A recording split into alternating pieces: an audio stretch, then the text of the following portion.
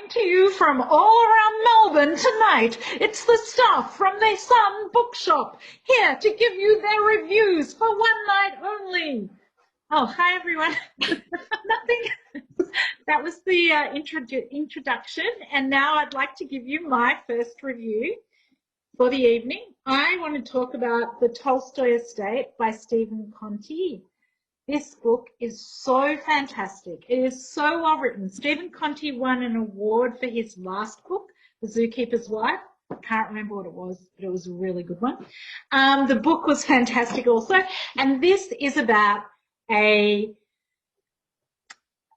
don't know what you call them, a hospital that has been set up in the Second World War of German doctors in Russia, and they are set up at the Tolstoy estate, which they have commandeered.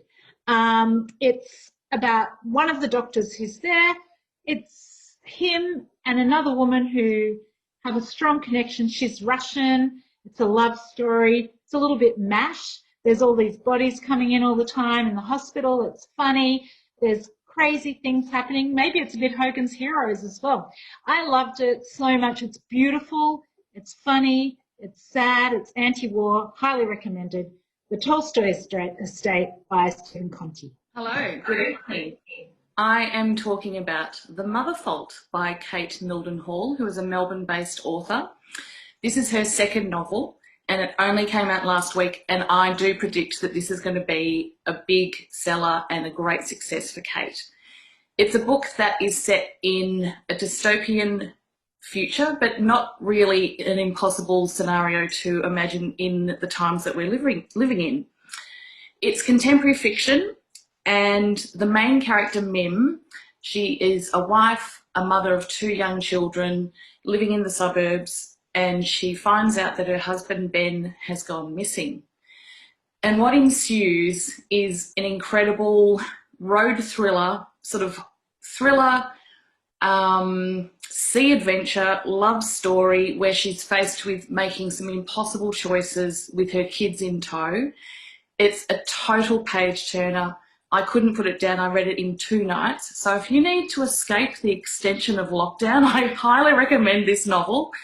And also, Kate will be joining us in our October book club at the Sun Bookshop in our lounge rooms.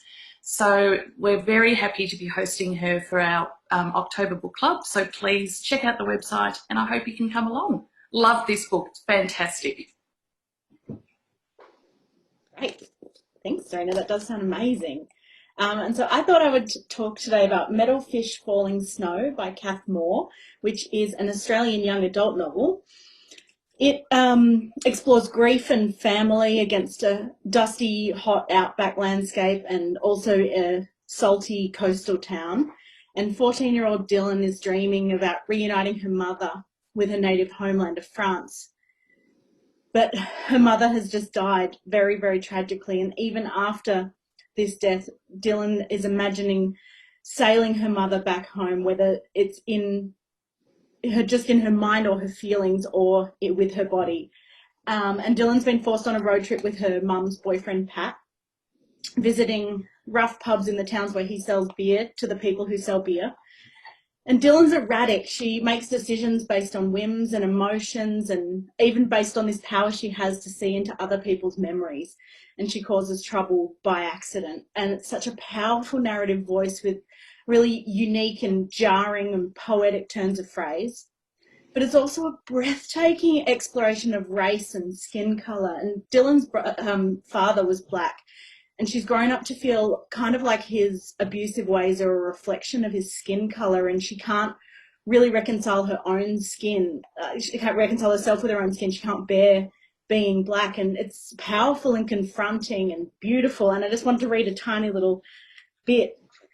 Brown is a loud colour to wear on your face. I get onto a crowded bus and everyone looks up at me like they've heard my skin arrive. What are you doing here? Their blank stares say. Turn that pigment down.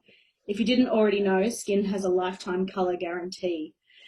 So just don't miss it. Even if you're not a young adult, I think it's worth picking up, and no one will know if you buy it on our website which shop you bought it from.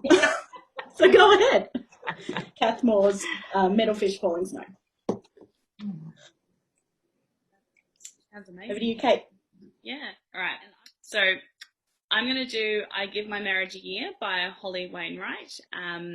When I was sitting on the couch reading it, my husband looked at me. He's like, what is this? Why are you reading that? But it tells the story of Lou and Josh, who are just entering their 14th year of marriage. And it's really beautifully constructed in the way that it tells their story from each of their perspectives.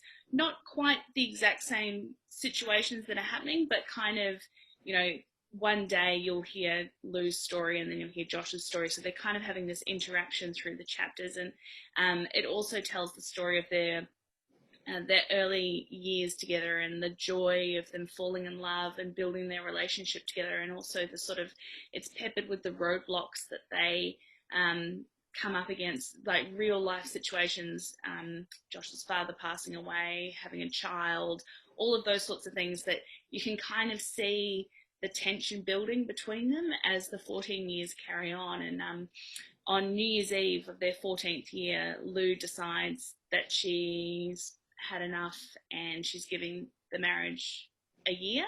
And so the story is sort of told over each month of the different activities that they are doing together, or that she's forcing them to do together, because Josh doesn't know she's only giving them a year. So it's really heartwarming, it's gut-wrenching, it's heartbreaking, but I loved it. I thought it was really fantastic, sort of not a rom-com, but sort of along those lines. So yeah, I Give My Marriage a Year by Holly Wainwright. Thanks everyone for listening to this week's Sun Bookshop recommendations, and we'll see you next week. Bye. Bye. Bye.